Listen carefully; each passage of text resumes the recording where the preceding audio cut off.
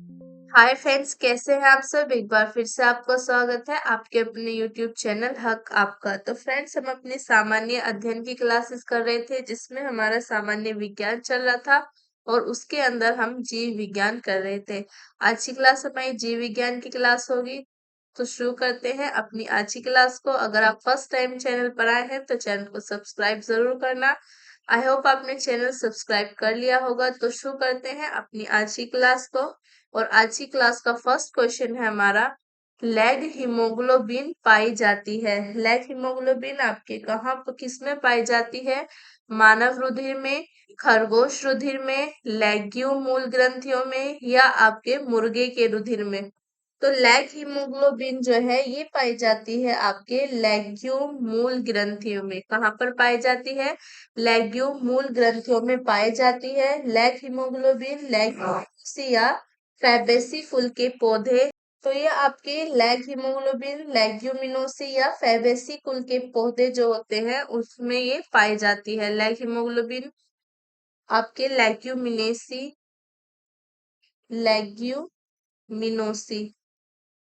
Leguminosae और जो आपके फैबेसी कुल के पौधे हैं, फैबेसी कुल के पौधे, उनके अंदर ये लैग हीमोग्लोबिन पाई जाती है। जैसे आपके अल्फा अल्फा है, अल्फा अल्फा या सोयाबीन, सोयाबीन आदि की मूल ग्रंथियों में पाई जाती है। तो आपका लैग हीमोग्लोबिन कहाँ पर पाई जाती है? लेग्यूम मूल ग्रंथियों में। लेग्यूमिनेस और फैबेसी कुल के पौधे होते हैं ये उदाहरण है आपका अल्फा अल्फा या सोयाबीन की मूल ग्रंथियों में पाई जाती है। तो करेक्ट आंसर हो जाएगा आपका ऑप्शन सी, लेग्यूम मूल ग्रंथियों में। नेक्स्ट क्वेश्चन देखते हैं। नेक्स्ट है हमारा, निम्नलिखित में से कौन सा अनाज मानव निर्मित है? कौन सा अनाज आपका मानव निर्मित है? साइकिल सीरियल, पोमैटो, ट्रिटिकेल या उपयुक्त में से कोई नहीं। तो मानव द्वारा निर्मित जो अनाज है वो है आपका ट्रिटिकेल। ट्रिटिकेल मानव निर्मित अनाज या धान्य है जो कि प्रकृति में नहीं पाया जाता। वैज्ञानिकों ने इस संकर पौधे को प्रयोगशाला में गेहूं तथा राई को परस्पर परस्पर संकरण करा के तैयार किया है। ये आपके और राई गेहूं और राई के संस्करण कराकर तैयार किया गया है। इसमें आपके गेहूं के मादा तथा राई के नर भाग का उपयोग किया गया। गेहूं के आपका कौन सा भाग? मादा भाग और राई का नर भाग यूज किया गया। और इसके मुख्यतः पशुओं के चारे के लिए उगाया जाता है। इससे रोटी अच्छी नहीं बनती। इसे जो है ट्रिटिकेल को मुख्यतः चारे के लिए उगाया जाता है, पशु के चारे के लिए उगाया जाता है। इससे रोटियां अच्छी नहीं बनती। तो करेक्ट आंसर है आपका ऑप्शन सी, मानव निर्मित अनाज जो है वो है आपका ट्रिटिकेल। ये गेहूं और राई के संस्करण को गेहूं और राई को मिलाकर इनका संस्करण कराया। इसमें आपका गेहूं मादा था और राई नर था। इनसे आपका ट्रिटिकेल बना और ये मुख्यतः चारे के लिए उगाया जाता है, पशुओं के चारे के लिए, क्योंकि इससे रोटियां अच्छी नहीं बनती। तो करेक्ट आंसर है option C, triticale. Next question देखते हैं। नेक्स्ट है हमारा कथन, मरुस्थलीय पौधों के जड़ तंत्र काफी लंबे होते हैं। मरुस्थलीय पौधे जो होते हैं उनके जड़ तंत्र काफी लंबे होते हैं। कारण है, मृदा का उच्च तापमान जड़ विकास को प्रोत्साहित करता है। मृदा का उच्च तापमान जो होता है वो जड़ विकास को प्रोत्साहित करता है। फुट से आंसर देना है आपको। ए और आर दोनों सही है। आर ए का सही स्पष्टीकरण है। ए और आर दोनों सही है। आर ए का सही स्पष्टीकरण नहीं है। ए सही है परंतु आर गलत है। ए गलत है परंतु आर सही है। तो यहाँ पर आपका करेक्ट आंसर होगा ऑप्शन सी, यानी कि आपका कथन सही है परंतु कारण गलत है। आपका कथन सही है। मरुस्थलीय पौधे जो होते हैं, मरुस्थलीय पौधे, इनके जड़ तंत्र काफी लंबे होते हैं। बट आपका जो कारण है, मृदा का उच्च तापमान जड़ विकास को प्रोत्साहित करता है, ये गलत है। कथन सही है। मरुस्थलीय पौधे के अंतर्गत जैसे कैक्टस है, कैक्टस, मदार, घीक्वार, ये आदि पौधे मरुस्थलीय पौधे के अंतर्गत आते हैं, जो कि शुष्क वातावरण में अपना जीवन चक्र पूर्ण कर लेने की क्षमता रखते हैं। इन पौधों में जड़ तंत्र यानी रूट सिस्टम मृदा से जल की खोज के लिए काफी लंबे हो जाते हैं तथा इनके तने छोटे, रूपांतरित एवं कभी-कभी भूमिगत होते हैं। तो इनकी जड़ तंत्रें लंबी क्यों होती हैं? क्योंकि ये मृदा से जल की खोज के लिए इनके जड़ तंत्र काफी लंबी होती है, ना कि मृदा का उच्च तापमान जड़ विकास को प्रोत्साहित करता है। तो यहाँ पर करेक्ट आंसर है ऑप्शन सी, कथन सही है आपका। आपके मरुस्थलीय पौधे जो होते हैं उनके जड़ तंत्र काफी लंबे होते हैं, बट आपका कारण गलत है कि मृदा का उच्च तापमान जड़ विकास को प्रोत्साहित करता है। इनके जो जड़ तंत्र है वो इसलिए लंबे होते हैं, वो मृदा में पानी की खोज के लिए काफी लंबे हो जाते हैं और इनके तने छोटे होते हैं, रूपांतरित एवं कभी कभी भूमिगत भी होते हैं। नेक्स्ट क्वेश्चन देखते हैं। नेक्स्ट है हमारा, मरुभूमि के पादप अधिकतर होते हैं विविपेरस, मांसल, शाकीय या विषम पर्णी। तो मरुस्थलीय पादप जो होते हैं वो आपके कैसे होते हैं? वो अधिकतर मांसल होते हैं। मरुभूमि में पाए जाने वाले पौधों के कुछ भाग जल को संचित रखने के लिए मांसल तथा स्थूल होते हैं। मांसल तथा स्थूल होते हैं। क्यों होते हैं? ये आपके मरुभूमि में पाए जाते हैं और ये पौधे का जो कुछ भाग है वो जल को संचित रखने के लिए मांसल और स्थूल हो जाता है। तो करेक्ट आंसर है आपका ऑप्शन बी, मरुभूमि के जो पादप होते हैं वो अधिकतर मांसल होते हैं। नेक्स्ट क्वेश्चन देखते हैं। नेक्स्ट क्वेश्चन है हमारा, जल की अधिकतम मात्रा जिसकी पौधों को आवश्यकता होती है वह उसे अवशोषण निम्न के माध्यम से करते हैं। भ्रूण जोन से, बढ़त बिंदु से, दीर्घकरण जोन से या जड़ों के बालों से। तो ये आपके जो जल की अधिकतम मात्रा है जिसकी पौधों को आवश्यकता होती है वह उसे अवशोषण किस माध्यम से कराते हैं? तो ये कराते हैं जड़ों के बालों से। पौधे अपनी जड़ों के बालों द्वारा भूमि से जल का अवशोषण एब्जॉर्प्शन करते हैं। जड़ के बाल आपके रूट हेयर्स जो है एक प्रकार की पतली भित्ति वाले एक कोशिकीय संरचनाएं हैं जो जड़ों के बाहरी भाग एपिडर्मिस से निकली होती हैं।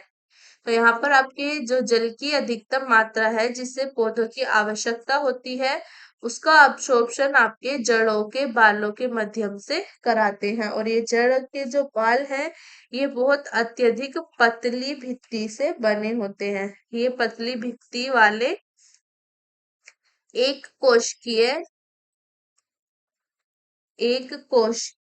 संरचनाएं हैं जो कि आपके जड़ों की बाहरी एपिडर्मिस जो है जड़ के बाहरी भाग में एपिडर्मिस से बने होते हैं। तो यहाँ पर करेक्ट आंसर है आपका जड़ के बालों से। जल की अधिकतम मात्रा जिसकी पौधों को आवश्यकता होती है वह उसे अवशोषण जड़ के बालों से करते हैं। करेक्ट आंसर हो जाएगा ऑप्शन डी। नेक्स्ट क्वेश्चन देखते हैं। नेक्स्ट है हमारा, हाइड्रोफाइट कहते हैं एक समुद्री जानवर को, एक जलीय पौधे को, एक पौधीय रोग को, एक जड़ रहित पौधे को। तो हाइड्रोफाइट किसे कहते हैं?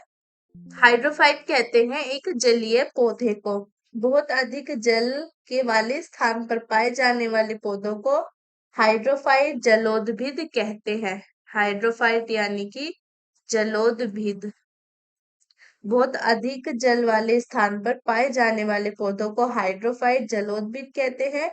इनमें बड़े बड़े अंतःकोशिकीय स्थान यानी कि इंटरसेलुलर स्पेस होते हैं। इनके अंदर क्या होते हैं? इंटरसेलुलर स्पेस होते हैं। इंटरसेलुलर स्पेस, अंतरकोशिकीय अंतरकोशिकीय अंतरकोशिकीय स्थान ये इनके अंदर पाए जाते हैं जिनमें वायु भरी होती है जो कि पौधों के तैरने में सहायक होती है। इन पौधों में यांत्रिक ऊतक यानी कि जो मैकेनिकल टिश्यू भी बहुत कम विकसित होते हैं या उनका पूर्ण अभाव होता है। तो हाइड्रोफाइट किसे कहते हैं?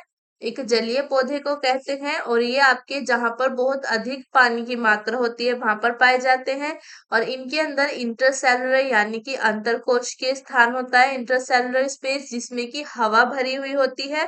और ये जो इन पौधों को पानी में तैरने में मदद करता है। और इनमें आपके मैकेनिकल टिश्यू यांत्रिक ऊतक भी बहुत कम विकसित होते हैं या होते ही नहीं है। तो करेक्ट आंसर हो जाएगा आपका ऑप्शन बी, हाइड्रोफाइट, यानी कि जलोद्भिद कहते हैं एक जलीय पौधे को। नेक्स्ट क्वेश्चन देखते हैं।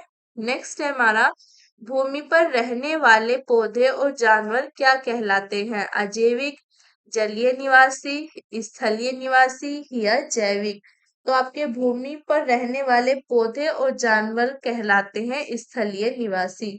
भूमि यानी कि लैंड पर रहने वाले पौधे एवं पशु स्थलीय निवासी टेरेस्ट्रियल हैबिटेंट्स कहलाते हैं। Terrestrial habitants. जबकि जल में रहने वाले पौधे एवं पशु जलीय, ये आपके एक्वेटिक हैबिटेंट्स कहलाते हैं। जो जल में रहते हैं उन्हें क्या कहते हैं? एक्वेटिक, एक्वेटिक हैबिटेंट्स, यानी कि जलीय निवासी, जलीय निवासी। तो करेक्ट आंसर हो जाएगा आपका ऑप्शन सी, जो आपकी भूमि पर रहने वाले पौधे और जानवर हैं वो कहलाते हैं स्थलीय निवासी, यानी कि आपके टेरेस्ट्रियल हैबिटेंट्स। नेक्स्ट क्वेश्चन देखते हैं। नेक्स्ट है हमारा, निम्न में किसका सही सुमेल नहीं है? इसमें आपको बताने की कौन सही सुमेलित नहीं है। सजीवी आपके उत्पादक होते हैं, परोपजीवी उपभोक्ता होते हैं, मृतोपजीवी विबंधक हैं और तृणभक्षी आपके गौण उपभोक्ता हैं। तो यहाँ पर आपका, और ये जो तृणभक्षी हैं ये गौण उपभोक्ता नहीं है, ये आपके सही आपका सुमेलित नहीं है। उत्पादक जो है आपके ये सजीवी होते हैं, उत्पादक सजीवी होते हैं, यानी कि प्रोड्यूसर। उत्पादक, प्रोड्यूसर ये सजीवी होते हैं जो कि अपना भोजन स्वयं बना लेते हैं। बात करें उपभोक्ता की यानी कि कंज्यूमर की, ये परोपजीवी होते हैं, अर्थात दूसरे जीवों से अपना भोज्य पदार्थ ग्रहण करते हैं। विबंधक, मृतोपजीवी जो है आपके सैप्रोफाइटिक, मृतोपजीवी जो है आपके, ये है आपके सैप्रोफाइटिक।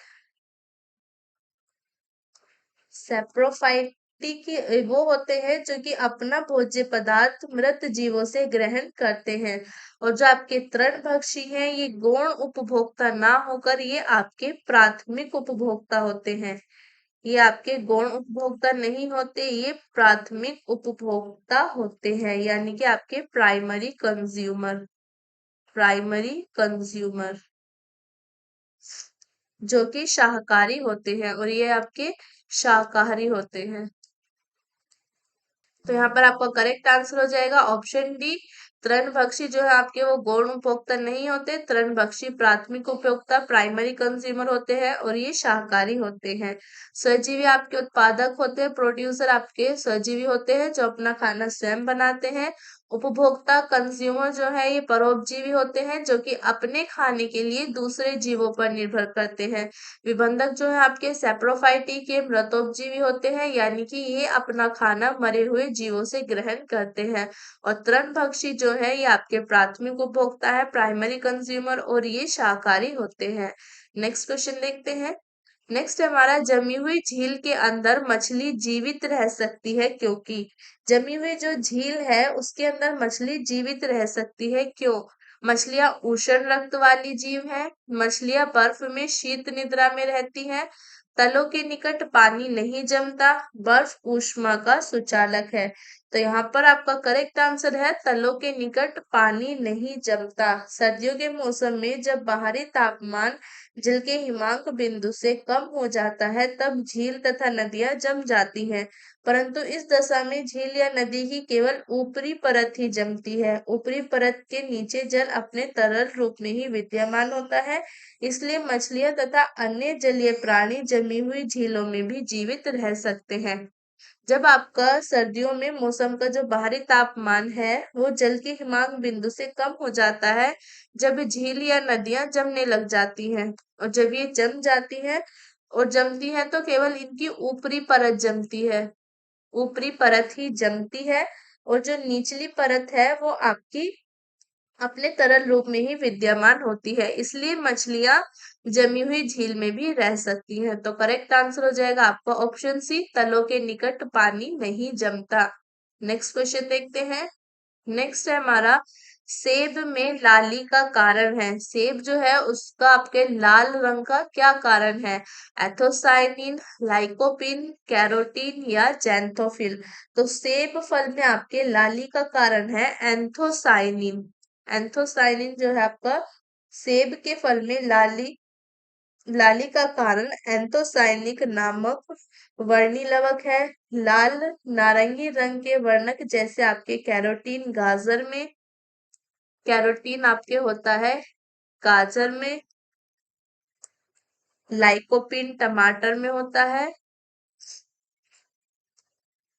लाइकोपिन टमाटर में होता है, और आपके और ये थे आपके लाल रंग के वर्णक। पीले रंग के वर्णक जो होते हैं आपके, जिससे हल्दी में जैंथोफिल होता है, जैंथोफिल ये हल्दी में होता है, और आपके चुकंदर में कौन सा होता है? विटरनिन, विटरनिन ये आपके चुकंदर में होता है।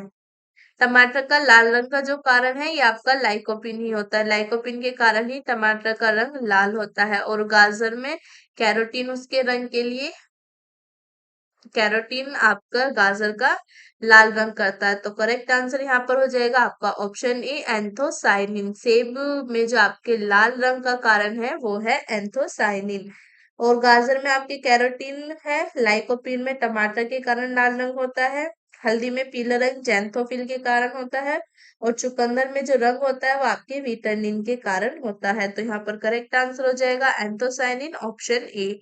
नेक्स्ट क्वेश्चन देखते हैं। नेक्स्ट क्वेश्चन है हमारा, पपीते में पीले रंग का कारण है। पपीते में पीले रंग का कारण क्या है आपका? पपेन, लाइकोपीन, कैरी काजेनियन या कैरोटीन। तो ये है आपका कैरी काजेनियन, कैरी काजेनिथन। ये आपका कैरी काजेनिथन जो है ये पपीते में पीले रंग का कारण है। पपीते का वानस्पतिक नाम क्या है? Carica papaya. क्या नाम है इसका? Carica papaya. कैरोटीन, इसमें आपके कैरोटीन प्रचुर मात्रा में पाया जाता है, जो कि विटामिन ई का पूर्ववर्ती होता है। पपीते में कैरोटीन पाया जाता है, इसमें उपस्थित पपेन एंजाइम प्रोटीन के पाचक में सहायक होता है। जो पपीते में आपके पपेन उपस्थित होता है ये प्रोटीन के पाचन में सहायक होता है, प्रोटीन के पाचन में सहायक होता है पपेन जो आपके पपीते में पाया जाता है। इसमें उपस्थित कैरिकाजेनिथन वर्णक के कारण इसका रंग पीला होता है, और पीले रंग का कारण कैरिकाजेनेथिन है, यानी कि ऑप्शन सी करेक्ट आंसर हो जाएगा। नेक्स्ट क्वेश्चन देखते हैं। नेक्स्ट है हमारा, खमीर एक उदाहरण है। खमीर किसका उदाहरण है? जीवाणु का, कवक का, विषाणु का या शैवाल का। तो आपका खमीर उदाहरण है कवक का। खमीर एक कोशिकीय सूक्ष्म जीवी है। खमीर क्या है? एक कोशिकीय, एक कोशिकीय सूक्ष्म जीवी है। यह शर्करा युक्त कार्बनिक पदार्थों में बहुतायत से पाया जाने वाला विशेष प्रकार का कवक है। तो खमीर क्या है आपका? एक कोशिकीय सूक्ष्म जीवी है, और ये उदाहरण है आपके कवक का। तो यहाँ पर करेक्ट आंसर हो जाएगा ऑप्शन सी, और सॉरी ऑप्शन बी, खमीर उदाहरण है आपके कवक का। नेक्स्ट क्वेश्चन देखते हैं। नेक्स्ट क्वेश्चन है हमारा, रसेदार सब्जी में प्रयोग होने वाला मशरूम होता है। सब्जियों में जो मशरूम प्रयोग होता है वो क्या होता है आपका? कवक, शैवाल, हरित सब्जी या पशु का मांस। तो आपका जो मशरूम होता है ये एक तरह का कवक होता है। मशरूम आपके फफूंद अथवा कवक यानी कि फंजाई होता है। ये पर्णरहिम रहित आपके एक्रोफिलस तथा संवहन उत्तक रहित होते हैं, जो कि भोजन के लिए दूसरों पर निर्भर रहते हैं। और मशरूम आपके बैसिडोमाइसिटीज कुल का एक सदस्य है। तो यहाँ पर आपका करेक्ट आंसर हो जाएगा ऑप्शन ए। रसेदार सब्जी में प्रयुक्त होने वाला मशरूम क्या होता है? कवक होता है। ये आपका फंजाई होता है और इसमें आपका पर्णरहिम रहित तथा संवहन उत्तक रहित ये होता है और ये भोजन के लिए आपके दूसरों पर निर्भर होता है।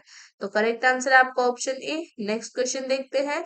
नेक्स्ट है हमारा, कपास का प्रमुख घटक है प्रोटीन, वसीयमल, सेल्यूलोज या ग्लिसरीन? तो कपास का आपके प्रमुख घटक है सेल्यूलोज। कपास का प्रमुख रासायनिक घटक सेल्यूलोज है, जिसकी मात्रा आपके 91 से 94% तक होती है। इसमें जल लगभग आपके 6 से 8% तक होता है तथा सूक्ष्म मात्रा में वसा, प्रोटीन, प्रोटोप्लाज्म, खनिज, लवण पाए जाते हैं। कपास में आपके 91 से 94% तक सेल्यूलोज मिलेगा, 6 से 8% तक जल होते हैं तथा आपके सूक्ष्म मात्रा में वसा, प्रोटीन, प्रोटोप्लाज्म, खनिज, लवण आदि पाए जाते हैं। तो यहाँ पर आपका करेक्ट आंसर हो जाएगा कपास का प्रमुख घटक है सेल्यूलोज, यानी कि ऑप्शन सी करेक्ट आंसर है। नेक्स्ट क्वेश्चन देखते हैं। नेक्स्ट क्वेश्चन है हमारा, पादप कोशिका। तो नेक्स्ट है हमारा, पादप कोशिका जंतु कोशिका से किस प्रकार भिन्न होती है?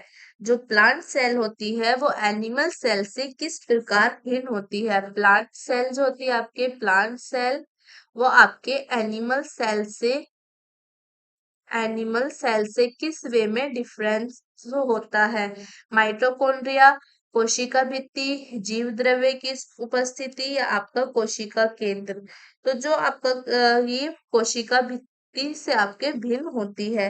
पादप कोशिका जंतु कोशिका से भिन्न होती है क्योंकि इसकी कोशिका में बाह्य आवरण के रूप में आपकी कोशिका भित्ति यानी कि जो सेल वॉल है, सेल वॉल आपके प्रेजेंट होती है। प्लांट सेल में सेल वॉल प्रेजेंट होती है जबकि एनिमल सेल में सेल वॉल एब्सेंट होती है, जो कि हरे पौधों में मुख्यतः सेल्यूलोज से निर्मित होती है।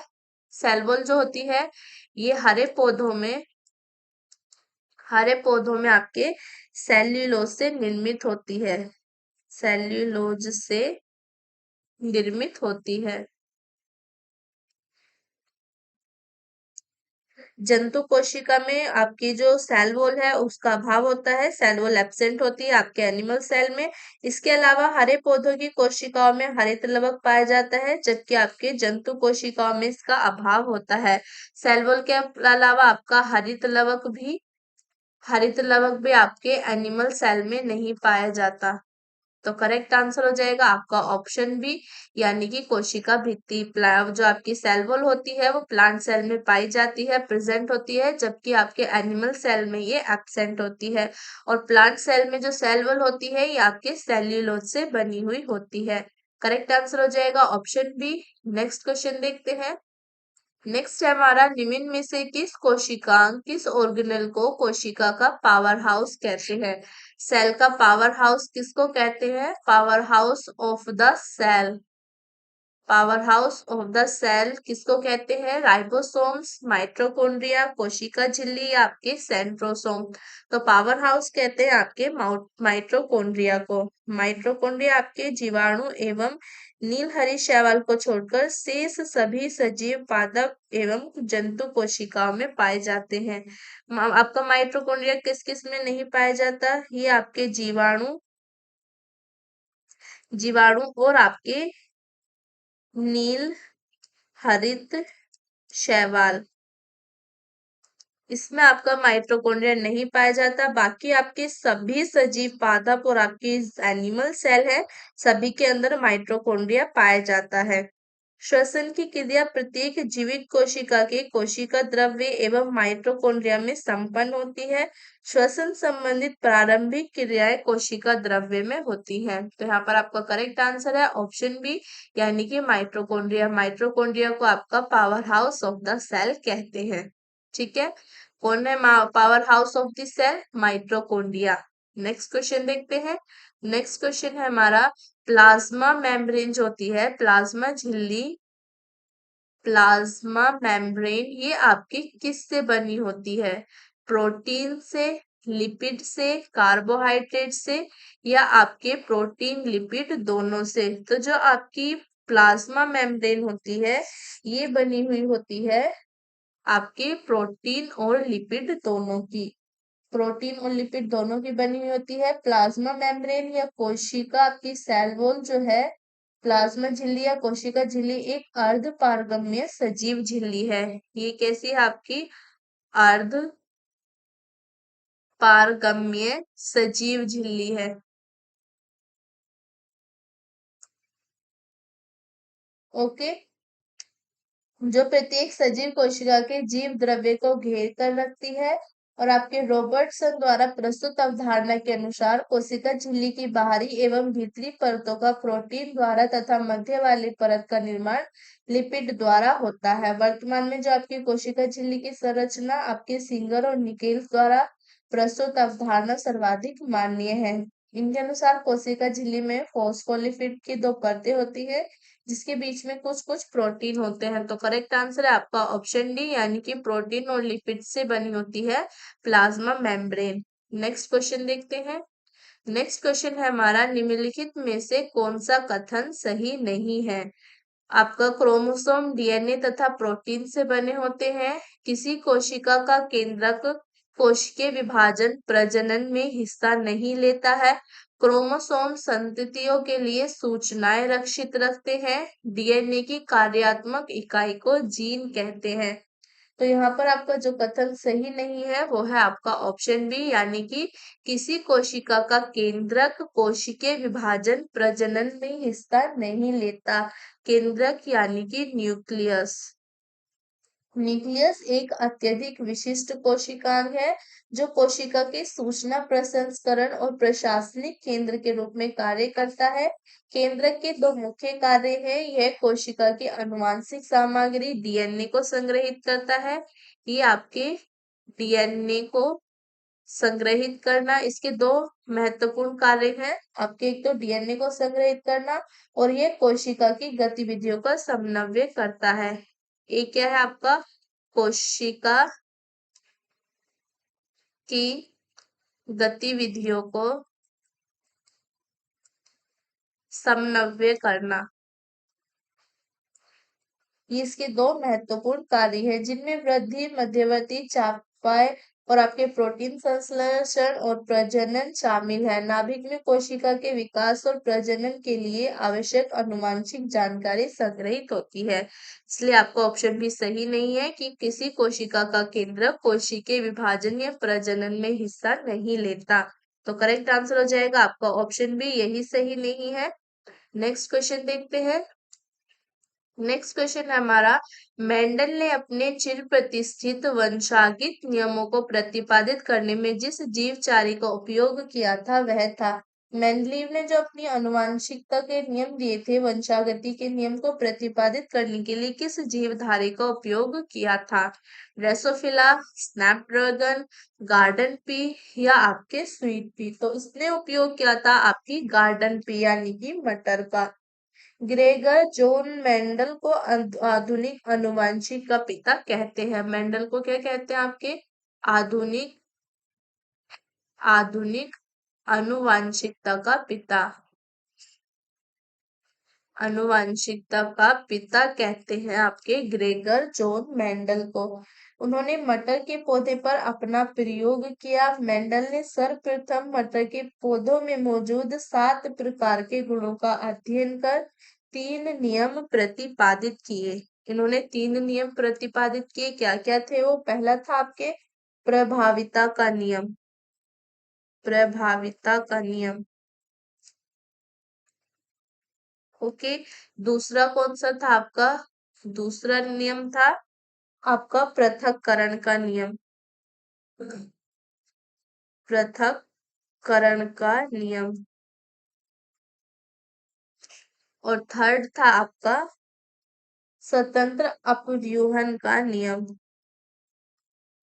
स्वतंत्र अपव्यूहन का नियम। तो इन्होंने मटर जो है आपका मटर गार्डन पे जो है मटर, इसके सातों गुणों का अध्ययन करके 3 प्रकार के नियम दिए थे आपके, प्रभाविता का नियम, पृथक्करण का नियम और स्वतंत्र अपव्यूहन का नियम। तो करेक्ट आंसर हो जाएगा आपका ऑप्शन सी। मेंडल ने जो अपने सिद्धांत को प्रतिपादित करने के लिए जिस जीव चारे का उपयोग किया था वो था आपकी गार्डन पी, जिसे मटर कहते हैं। ओके, तो करेक्ट आंसर हो जाएगा ऑप्शन सी। नेक्स्ट क्वेश्चन देखते हैं। नेक्स्ट क्वेश्चन है हमारा जीनोम चित्रण यानी कि जीनोम मैपिंग का इनसे संबंध है, रक्त वर्गीकरण से, जीन्स का चित्रण, स्नायु केंद्रों का चित्रण या मस्तिष्क का चित्रण। तो जीनोम मैपिंग का जो संबंध है वो है आपके जीन्स चित्रण से। जीनोम मैपिंग का संबंध जीन्स के चित्रण से है। किसी भी जीव के डीएनए में विद्यमान समस्त जीनों का अनुक्रम जीनोम कहलाता है। जीनोम के सभी गुणसूत्रों का संरचनात्मक एवं आपके प्रक्रियात्मक संगठन जीनोम चित्रण कहलाता है। करेक्ट आंसर हो जाएगा आपका ऑप्शन बी, जीनोम चित्रण यानी कि जीनोम मैपिंग आपके जीन्स के चित्रण से संबंधित है। नेक्स्ट क्वेश्चन देखते हैं। नेक्स्ट है हमारा जीन के भीतर अनुक्रम आधार में परिवर्तन कहलाता है, उत्परिवर्तन, प्रतिरूपण, संयोजन या प्रजनन।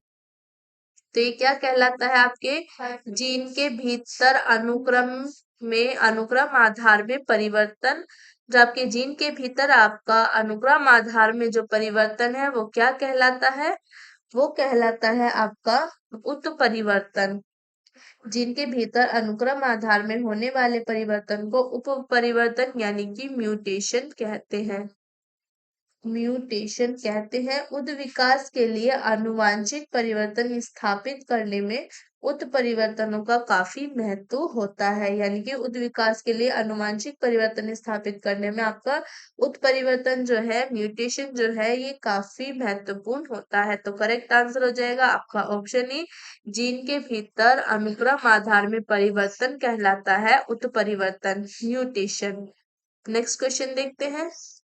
नेक्स्ट है हमारा, हमारे शरीर में आनुवांशिकता की इकाई को कहते हैं।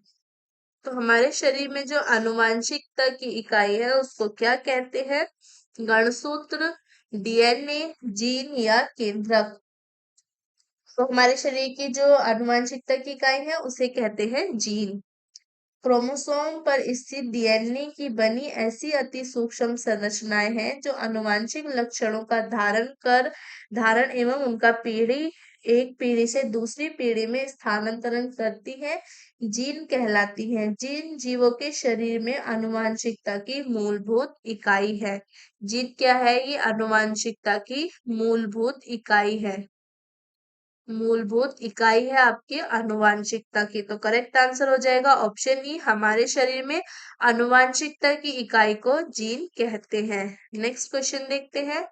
नेक्स्ट है हमारा, डीएनए में उपलब्ध कौन सा यौगिक अमीनो अम्ल नहीं बनाता। डीएनए में उपलब्ध आपका कौन सा कंपाउंड है जो अमीनो एसिड नहीं बनाता।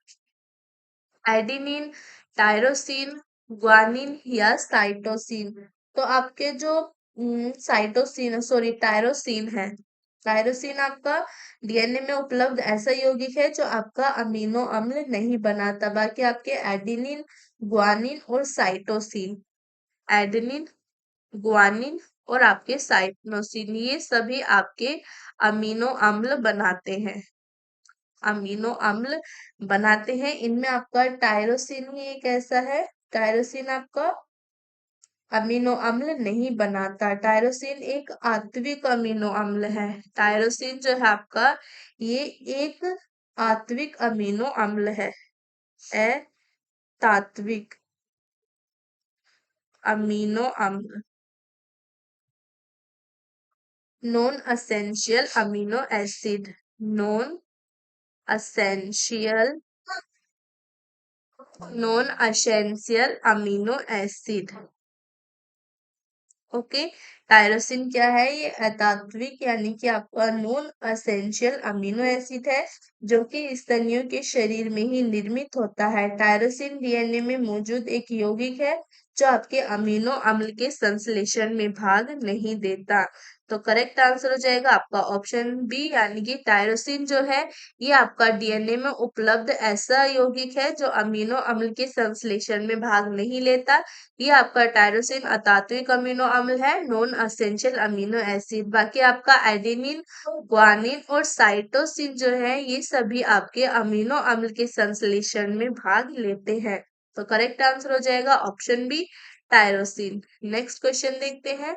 नेक्स्ट है हमारा डीएनए में मौजूद शर्करा होती है। डीएनए में मौजूद शर्करा क्या होती है आपके? ग्लूकोज, फ्रक्टोज, डिऑक्सीराइबोस या राइबोस। तो डीएनए में जो शर्करा मौजूद होती है वो होती है आपकी डिऑक्सीराइबोस। जीव में आपके दो प्रकार के न्यूक्लिक एसिड होते हैं, एक तो आपके डिऑक्सीराइबो न्यूक्लिक अम्ल अर्थात यानी कि डीएनए, तथा आपके राइबो न्यूक्लिक एसिड अर्थात आपके आरएनए। दो तरह के आपके न्यूक्लिक एसिड होते हैं, आपके दो प्रकार के न्यूक्लिक अम्ल होते हैं। न्यूक्लिक अम्ल, ओके। एक होता है आपका डीएनए, एक होता है आपका आरएनए, ओके। एक होता है आपका डीएनए और एक होता है आपका आरएनए। प्रत्येक न्यूक्लिक अम्ल के संयोजन में चार प्रकार के आपके न्यूक्लियोटाइड अणु भाग लेते हैं। डीएनए में मुख्यतः आपके केंद्रक होता है। डीएनए में आपका मुख्यतः क्या होता है? केंद्रक होता है। और आपके इसे न्यूक्लियोटाइड अणुओं में शर्करा, डिऑक्सीराइबोस तथा नाइट्रोजन समक्षार एडेनिन, ग्वानिन, थाइमिन एवं साइटोसिन होता है। इसके विपरीत आपके आरएनए में मुख्यतः कोशिकाओं के साइटोसेल में होता है। इसमें आपके न्यूक्लियोटाइड अणुओं में शर्करा, राइबोस तथा नाइट्रोजन समक्षार एडेनिन, ग्वानिन, यूरोसिल एवं साइटोसिन होता है। तो यहाँ पर करेक्ट आंसर हो जाएगा आपका ऑप्शन सी यानी कि डीऑक्सीराइबोस जो है ये डीएनए में मौजूद शर्करा होती है। और आपके जो ये आपका एक न्यूक्लिक एसिड है डीएनए, और न्यूक्लिक एसिड दो टाइप के होते हैं, एक आपका डीएनए होता है, एक आपका आरएनए होता है। तो करेक्ट आंसर है आपका option C deoxyribose. Next question देखते हैं। नेक्स्ट है हमारा डीएनए की द्विकुंडलीन संरचना किसके द्वारा दी गई थी? जैकब तथा मोनोड, वाटसन तथा क्रिक, एचजी खुराना या इनमें से कोई नहीं। तो आपकी जो डबल हेलिकल मॉडल है, double double helical model, double helical model किसके द्वारा दिया गया था? जैकब मोनड, वॉटसन तथा क्रिक, एचजी खुराना या किसी के द्वारा नहीं। तो ये दिया गया था आपके वॉटसन तथा क्रिक के द्वारा। जेम्स वॉटसन, आपके फ्रांसिस क्रिक, एमएचएफ विलिंसन तथा फ्रैंकलिन नामक वैज्ञानिकों ने एक्सरे विश्लेषण द्वारा आपके 1953 में आपके एक्सरे विश्लेषण द्वारा एक्सरे विश्लेषण द्वारा इसकी द्विकर्ण आपकी जो डबल हेलिकल मॉडल है डीएनए का वो प्रस्तुत किया था। इसके अनुसार एक सीढ़ी की भांति डीएनए का अणु सीधा नहीं होता बल्कि आपका सर्पिलाकार सीधी दृश्य अर्थात यानी कि आपका डबल हेलिकल संरचना के रूप में होता है। तो करेक्ट आंसर हो जाएगा आपका ऑप्शन बी वॉटसन क्रिक द्वारा दिया गया था डबल हेलिकल मॉडल। डीएनए का डबल हेलिकल मॉडल मॉडल जो है आपका वॉटसन क्रिक द्वारा दिया गया था 1953 में दिया गया था, और ये इन्होंने एक्सरे द्वारा विश्लेषित किया था। तो करेक्ट आंसर है ऑप्शन बी। नेक्स्ट क्वेश्चन देखते हैं। तो नेक्स्ट क्वेश्चन है हमारा साधारण मानव में गुणसूत्र होते हैं। नॉर्मली जो ह्यूमन है उसके अंदर कितने गुणसूत्र पाए जाते हैं? 36, 46, 56 या आपके 26। तो ये गुणसूत्र पाए जाते हैं आपके 46। कितने गुणसूत्र होते हैं? 46। मनुष्य आपका एक लिंगी प्राणी है, यूनिसेक्सुअल एनिमल है, जिसमें जो आपके क्रोमोसोम्स होते हैं, क्रोमोसोम्स यानी कि आपके गुणसूत्र, ये आपके 23 जोड़ी होते हैं। 23 जोड़ी, ये आपके पेयर्स में होते हैं 23 जोड़ी यानी कि आपके 46 पाए जाते हैं। पुरुषों में कैसे होते हैं आपके? पुरुषों में होते हैं आपके 44 प्लस XY, ओके। ये 44, ये 45 और ये 46। और बात करें महिलाओं की यानी कि स्त्रियों की, स्त्रियों में पाए जाते हैं आपके 44 XX। ओके। पुरुष तथा स्त्री दोनों में 22 जोड़े गुणसूत्र ऑटोसोम्स होते हैं, जबकि 23वां जोड़ा गुणसूत्र पुरुष में XY तथा महिलाओं में XX होता है, जिन्हें आपके सेक्स क्रोमोसोम्स कहते हैं। ये 44 जो है इन्हें क्या बोलेंगे? इन्हें बोलेंगे ऑटोसोम्स। क्या बोलेंगे? ऑटोसोम्स। और ये जो XY है ये है आपका sex chromosome. Sex chromosome. Okay. ऐसी महिलाओं में होता है 44 ऑटोसोम और XX आपका सेक्स क्रोमोसोम्स।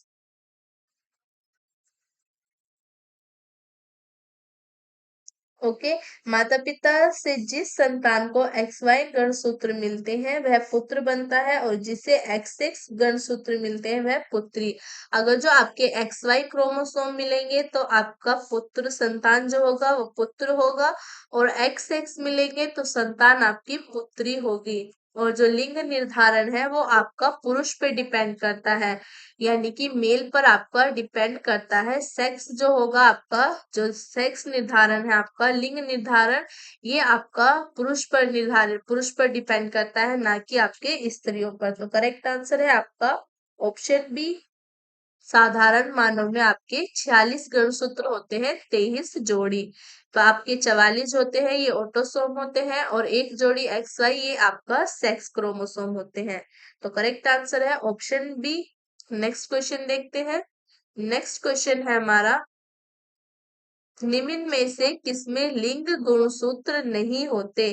कौन है आपका जिसके अंदर सेक्स क्रोमोसोम्स नहीं होते? सेक्स क्रोमोसोम्स नहीं होते।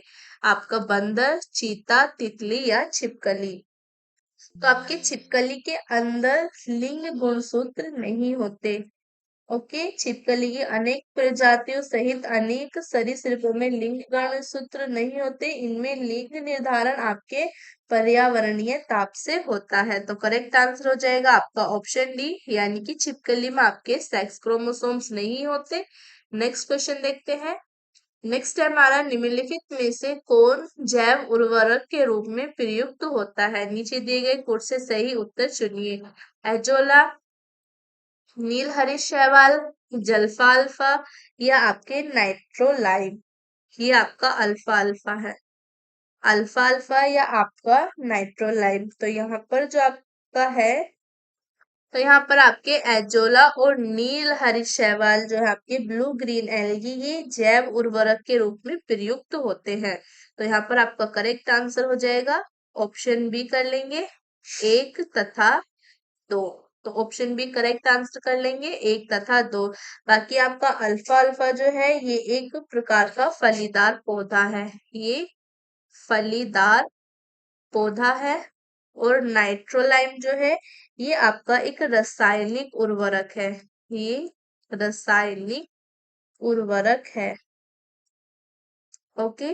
और एजोला और नील हरी शैवाल जो है ये आपके जैव उर्वरक के रूप में प्रयुक्त होते हैं। तो करेक्ट आंसर हो जाएगा हमारा ऑप्शन बी, 1 तथा 2। अल्फा अल्फा एक फलीदार पौधा है और नाइट्रोलाइम एक रासायनिक उर्वरक है। तो आपके एजोला और ब्लू ग्रीन एल्गी जो है नील हरी शैवाल, ये आपके जैव उर्वरक के रूप में प्रयुक्त होते हैं। करेक्ट आंसर हो जाएगा आपका ऑप्शन बी, 1 तथा 2। नेक्स्ट क्वेश्चन देखते हैं। नेक्स्ट है हमारा, निम्नलिखित में से कौन सा एक नाइट्रोजन स्थिरीकरण यानी कि नाइट्रोजन फिक्सेशन करने वाले जीव नहीं है? नोस्टोक, और आपका एनाबीना, एजोबैक्टर या माइक्रोराइजा। तो आपका नाइट्रोजन फिक्सेशन कौन नहीं करता? ये है आपका माइक्रोराइजा। माइक्रोराइजा आपका नाइट्रोजन फिक्सेशन नहीं करता। बाकी आपके नोस्टोक, एनाबीना और एजोबैक्टर, ये तीनों आपके नाइट्रोजन फिक्सेशन करने वाले जीव हैं, जबकि माइक्रोराइजा नाइट्रोजन स्थिरीकरण नहीं करता। माइक्रोराइजा आपके उच्च वर्गीय पादपों की जड़ों एवं कवकों के बीच सहजीवी संबंध प्रदर्शित करता है। माइक्रोराइजा जो है ये आपके सहजीवी संबंध प्रदर्शित करता है। ओके। और किन किन के बीच करता है? ये आपके उच्च पादपों की जड़ों और कवकों के बीच, कवकों के बीच। माइक्रोराइजा आपके सहजीवी संबंध आपका प्रदर्शित करता है, और सहजीवी संबंध किनके बीच? उच्च पादपों जड़ों के उच्च पादपों की जड़ों और कवकों के बीच सहजीवी संबंध को प्रदर्शित करता है आपके माइक्रोराइजा। ये आपका नाइट्रोजन स्थिरीकरण, नाइट्रोजन फिक्सेशन नहीं करता। बाकी आपका नोस्टोक, एनाबीना और आपका एजोबैक्टर ये नाइट्रोजन फिक्सेशन करते हैं। तो करेक्ट आंसर हो जाएगा ऑप्शन डी। नेक्स्ट क्वेश्चन देखते हैं। नेक्स्ट है हमारा नाइट्रोजन स्थिरीकरण। नाइट्रोजन स्थिरीकरण यानी कि नाइट्रोजन फिक्सेशन जीवाणु किस पौधे की जड़ के साथ संयोजन करते हैं? दालें, चावल, गेहूं या गन्ना? तो ये करते हैं आपकी दालों के। नाइट्रोजन स्थिरीकरण जीवाणु दलहनी फसलों की जड़ों के साथ सहजीवी संयोजन करते हैं। ये वायुमंडलीय नाइट्रोजन का स्थिरीकरण कर उसे अमोनिया में बदल देते हैं। ये वायुमंडलीय नाइट्रोजन का स्थिरीकरण करके इसको अमोनिया में बदल देते हैं। ओके, जो कि अमोनिया आयनों के रूप में नाइट्रिकारक जीवाणुओं द्वारा गहन कर नाइट्राइट एवं फिर आपके नाइट्रेट आयनों में परिवर्तित कर दी जाती है, जिससे मृदा के माध्यम से पादप ग्रहण करते हैं। तो करेक्ट आंसर आपका ऑप्शन ए, ये आपके दलहनी फसल जो है उनके बीच आपके संयोजन करते हैं। तो करेक्ट आंसर हो जाएगा ऑप्शन ए। नेक्स्ट क्वेश्चन देखते हैं। नेक्स्ट है हमारा निम्नलिखित में से कौन सही सुमेलित नहीं है? नील हरित शैवाल आपके जैव उर्वरक होते हैं। क्रायोसोपा माहो नियंत्रण करता है। बायो 902 सरसों का कायक्लोन है। एजोबैक्टर आपका जैव कीटनाशी है। तो यहाँ पर आपका सही सुमेलित जो नहीं है वो है आपका एजोबैक्टर जैव कीटनाशी। एजोबैक्टर आपका एक जीवाणु है। एजोबैक्टर क्या है? एक जीवाणु है। ये आपका एक जीवाणु है। इसका सबसे महत्वपूर्ण कार्य नाइट्रोजन उपलब्धता के संदर्भ में है, क्योंकि यह मृदा में स्वतंत्र रूप से रहकर असहजीवी नाइट्रोजन यौगीकरण नॉन सिम्बायोटिक नाइट्रोजन फिक्सेशन ये करता है।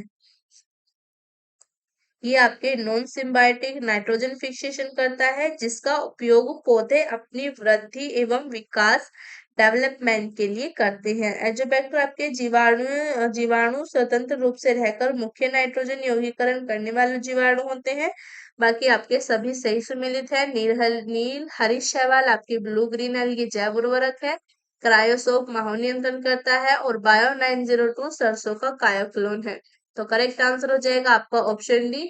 जो आपका एजोबैक्टर है ये जैव कीटनाशी नहीं है, ये एक जीवाणु है, और ये स्वतंत्र रूप से रहकर आपके नॉन सिम्बायोटिक नाइट्रोजन फिक्सेशन करता है। नेक्स्ट क्वेश्चन देखते हैं। नेक्स्ट क्वेश्चन है हमारा निम्नलिखित किस फसल में नील हरित शैवाल मुख्यतः आपके जैव उर्वरक के रूप में प्रयोग होते हैं? कौन सी फसल है आपके जिसमें मुख्यतः आपके जैव उर्वरक के रूप में प्रयोग होती है? आपकी blue green algae. Blue green algae. गेहूं, चना, धान या सरसों? तो आपकी जो धान की फसल है ना, धान की फसल जो है इसमें आपकी ब्लू ग्रीन एल्गी मुख्यतः जैव उर्वरक के रूप में प्रयोग की जाती है। नीलहरित शैवाल का प्रयोग जैव उर्वरक के रूप में आपके नत्रजन आपूर्ति हेतु, किसकी आपूर्ति? आपकी नत्रजन आपूर्ति हेतु, नत्रजन आपूर्ति हेतु धान की फसल में किया जाता है। तो करेक्ट आंसर हो जाएगा आपका ऑप्शन सी। जो आपके नील हरित शैवाल है ब्लू ग्रीन एल्गी, ये मुख्यतः जैव उर्वरक के रूप में प्रयोग होते हैं धान की फसल में, और ये आपके नत्रजन आपूर्ति हेतु प्रयुक्त किए जाते हैं धान की फसल में। तो करेक्ट आंसर हो जाएगा ऑप्शन सी। नेक्स्ट क्वेश्चन देखते हैं। और नेक्स्ट क्वेश्चन है हमारा निम्नलिखित में से कौन सा जैविक नाइट्रोजन निर्धारण से संबंधित है? लाल शैवाल, भूरा शैवाल, हरा शैवाल या नीला हरा शैवाल? तो यहाँ पर आपका करेक्ट आंसर है नीला हरा शैवाल। ब्लू ग्रीन एल्गी जलीय पौधे का एक समूह होता है जिसे साइनोबैक्टीरिया भी कहते हैं। इन्हें क्या कहते हैं आपके? साइनोबैक्टीरिया।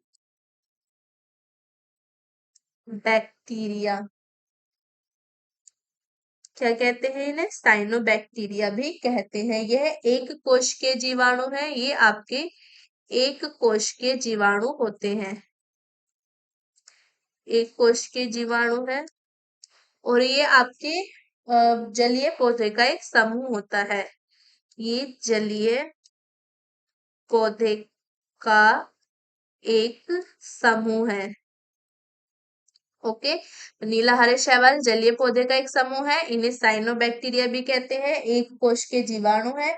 इस जीवाणु को धान की फसल के लिए वायुमंडलीय नाइट्रोजन को भूमि में संस्थापित कराने के उद्देश्य से प्रयोग में लाया जाता है। नीलहरित शैवाल प्रकाश संश्लेषण से ऊर्जा ग्रहण करके वायुमंडलीय नाइट्रोजन का भूमि में स्थिरीकरण करता है।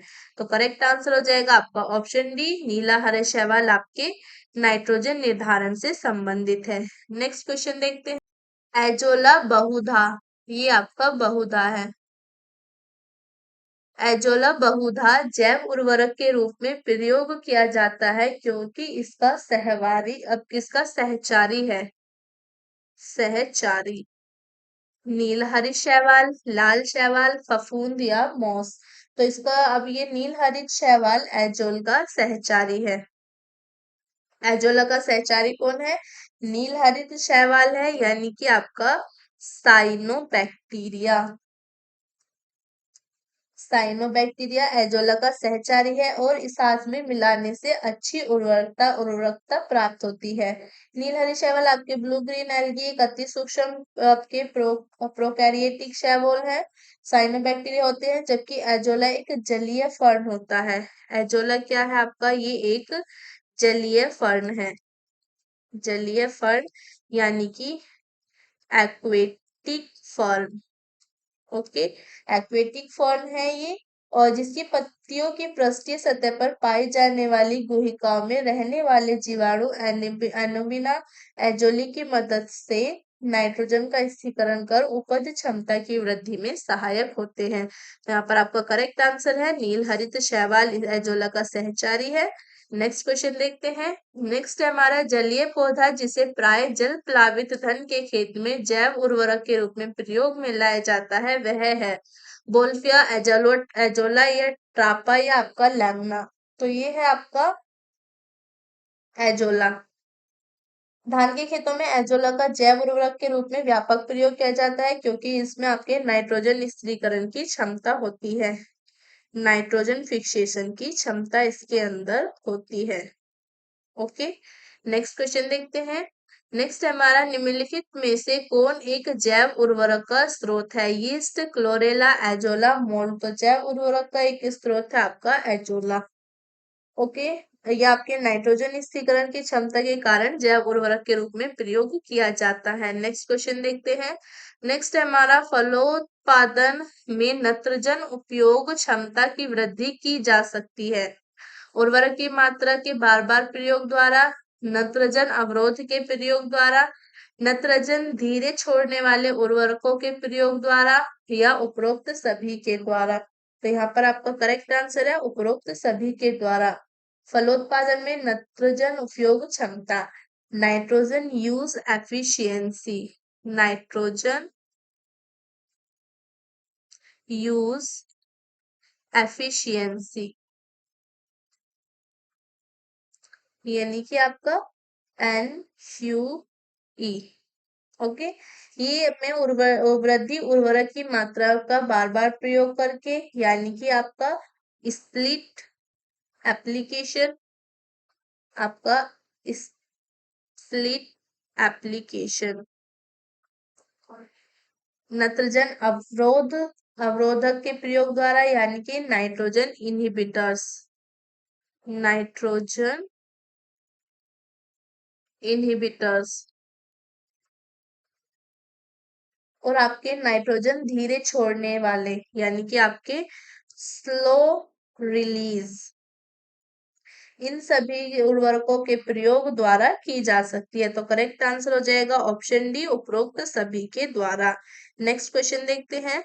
नेक्स्ट हमारा, निम्नलिखित में से कौन सा फोस्फेटिक जैव उर्वरक है? राइजोबियम, नील हरी शैवाल, एजोला, वेस्कुलर, अर्बुस्कुलर, पाइकोराइजा। तो करेक्ट आंसर है आपका ऑप्शन डी, वेस्कुलर अर्बुस्कुलर पाइकोराइजा। राइजोबियम, नील हरी शैवाल तथा एजोला, ये सभी आपका क्या करते हैं? ये सभी नाइट्रोजन स्थिरीकरण करते हैं, नाइट्रोजन स्थिरीकरण करते हैं। और जबकि आपका वेस्कुलर अर्बुस्कुलर माइक्रोराइजा ये फास्फोरस का स्थिरीकरण करता है। ये क्या करता है आपका? फास्फोरस का स्थिरीकरण। तो करेक्ट आंसर हो जाएगा ऑप्शन डी। नेक्स्ट क्वेश्चन देखते हैं। नेक्स्ट हमारा, सोयाबीन में नत्रजन स्थिरीकरण, नाइट्रोजन फिक्सेशन के लिए जिम्मेदार बैक्टीरिया है? Rhizobium leguminosarum, rhizobium japonicum, rhizobium phaseoli, rhizobium trifolii. तो करेक्ट आंसर है आपका option B, rhizobium japonicum. Next question देखते हैं। नेक्स्ट है हमारा, एक वयस्क मानव शरीर में जल प्रतिशत होता है लगभग 10%, 30%, 65 या 75। तो एक मानव शरीर में आपके जल का प्रतिशत कितना होता है? 65%। हमारे शरीर का अधिकतम भार जल से बना है, जिसमें इसकी आपकी 60 से 70% तक पाई जाती है। और नवजात बच्चे में कितना होता है आपका? 75% होता है। वयस्क पुरुष वयस्क पुरुष वयस्क पुरुष में जल होगा आपके 60 से 65%। और जबकि वयस्क स्त्री के अंदर कितना होगा? वयस्क स्त्री के अंदर 55 से 60% तक होता है। तो करेक्ट आंसर हो जाएगा आपका ऑप्शन सी, 65% तक। नेक्स्ट क्वेश्चन देखते हैं। नेक्स्ट है हमारा, मानव शरीर में सर्वाधिक प्रचुरता से पाया जाने वाला तत्व है? लौह, सोडियम, ऑक्सीजन या आयोडीन। तो आपके मानव शरीर में सबसे अधिक क्या पाया जाता है? ये है आपका ऑक्सीजन। मानव शरीर में पाए जाने वाला सर्वाधिक प्रतिशत वाला तत्व ऑक्सीजन है, 65%। जिसके बाद आपका कार्बन आता है। कार्बन कितना है आपके? 18.5%। हाइड्रोजन हाइड्रोजन कितना है आपका? हाइड्रोजन पाया जाता है 9.5%। ओके। देन नाइट्रोजन ये पाया जाता है आपके 3.2%। देन आपका कैल्शियम कैल्शियम पाया जाता है आपका 1.5%। देन फोस्फोरस कितना पाया जाता है आपका? तो फोस्फोरस पाया जाता है आपका, फास्फोरस है आपका 1%। ओके। तो करेक्ट आंसर हो जाएगा आपको, ऑक्सीजन सर्वाधिक होता है 65%, कार्बन 18.5, हाइड्रोजन 9.5, नाइट्रोजन 3.2, कैल्शियम 1.5 और फास्फोरस 1%। तो करेक्ट आंसर है ऑक्सीजन, यही सर्वाधिक पाया जाता है 65% तक। नेक्स्ट क्वेश्चन देखते हैं। नेक्स्ट हमारा, वयस्क मानव में कितनी हड्डियां होती हैं? आपकी 204, 206, 208, 210। तो मानव शरीर में कितनी अस्थियां यानी कि बोन्स पाई जाती हैं? ये पाई जाती हैं आपकी 206। ओके। जो आपके स्केलेटल सिस्टम का निर्माण करती हैं। नेक्स्ट क्वेश्चन देखते हैं। नेक्स्ट हमारा, निम्नलिखित में से कौन मानव शरीर की सबसे छोटी हड्डी है? Vomer, stapes, malleus, incus. तो ये आपके स्टेपीज है, मानव शरीर की सबसे छोटी हड्डी स्टेपीज है, जो कहाँ पर पाई जाती है? आपके कान में पाई जाती है। और सबसे बड़ी हड्डी की बात करूं, सबसे बड़ी हड्डी, तो सबसे बड़ी हड्डी कौन सी होगी आपकी? फीमर। ये कहाँ की होती है आपकी? ये जांघ में पाई जाती है। ओके। जांघ में पाई जाती है। और जो आपकी लघुत्तम हड्डी मतलब सबसे छोटी हड्डी, वो स्टेपिस कान में पाई जाती है। करेक्ट आंसर हो जाएगा आपका ऑप्शन बी। नेक्स्ट क्वेश्चन देखते हैं। नेक्स्ट हमारा, वह जोड़ जहां गर्दन सिर से मिलती है? क्या है आपका? पिटवल, जोड़, सैडल जोड़, हिंज जोड़ या आपका बॉल एवं सॉकेट जोड़। तो ये है आपका पिटवल जोड़। ओके, नेक्स्ट क्वेश्चन देखते हैं। नेक्स्ट है हमारा, निम्नलिखित में से कौन सा लवण मानव हड्डियों में सर्वाधिक मात्रा में पाया जाता है? Magnesium chloride, calcium carbonate, calcium phosphate, sodium chloride. तो कौन सा लवण है आपका जो मानव हड्डी में सर्वाधिक पाया जाता है? ये है आपका कैल्शियम फॉस्फेट। कैल्शियम फॉस्फेट मानव हड्डियों में सर्वाधिक मात्रा में पाया जाता है। ऑप्शन सी करेक्ट आंसर है। नेक्स्ट क्वेश्चन देखते हैं। नेक्स्ट है हमारा, शल्य क्रिया में आर्थ्रोप्लास्टी क्या है? ओपन हार्ट सर्जरी, गुर्दा प्रत्यारोपण यानी कि आपका kidney transplant, kidney transplant. Okay, kidney transplant. कूल्हे के जोड़ का प्रतिस्थापन, हिप जॉइंट रिप्लेसमेंट, रुधिर आदान यानी कि ब्लड ट्रांसफ्यूजन। तो ये होता है आपका कूल्हे के जोड़ का प्रतिस्थापन, hip joint replacement. Next question देखते हैं। नेक्स्ट है हमारा, प्रत्यस्थ यानी कि एलास्टिक कथक आपकी उत्तक, ये उत्तक है यानी कि टिश्यू जो हड्डियों को एक साथ पकड़े रहता है उन्हें कहते हैं स्नायु, लिगामेंट, तंतु में उत्तक, फाइब्रिन या मांसपेशीय उत्तक। तो ये होता है आपका स्नायु यानी कि लिगामेंट। लिगामेंट वह उत्तक है जो आपका हड्डियों को एक साथ पकड़े रखता है। नेक्स्ट क्वेश्चन देखते हैं। नेक्स्ट हमारा, दांतों पर जमी जो परत है वो किससे बनी होती है आपके? तो ये बनी होती है भोजन के कण, थूक, मुख अम्ल और बैक्टीरिया से। करेक्ट आंसर हो जाएगा ऑप्शन डी। नेक्स्ट क्वेश्चन देखते हैं। नेक्स्ट हमारा, अस्थि एवं दंत निर्माण हेतु निम्न में से किसकी आवश्यकता होती है? सोडियम पोटेशियम की, लो कैल्शियम की, सोडियम कैल्शियम की, कैल्शियम फास्फोरस की। तो आवश्यकता होती है इनमें से आपकी कैल्शियम और फास्फोरस की। नेक्स्ट क्वेश्चन देखते हैं। नेक्स्ट है हमारा, निम्नलिखित में से कौन सा पौष्टिक तत्व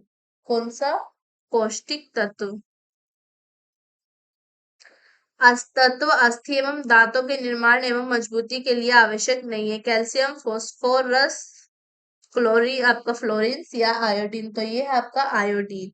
करेक्ट आंसर हो जाएगा option D, iodine. Calcium, phosphorus और क्लोरीन अस्थि एवं दंत निर्माण में सहायक है। इनकी कमी से अस्थि एवं दंत संबंधी बीमारियां हो सकती हैं। जबकि आयोडीन आपके थायराइड ग्रंथि के आयोडीन आपके थायराइड ग्रंथि थायराइड ग्रंथि जो है इसके नियंत्रण में उपयोगी होती है। नियंत्रण में उपयोगी होती है। ओके,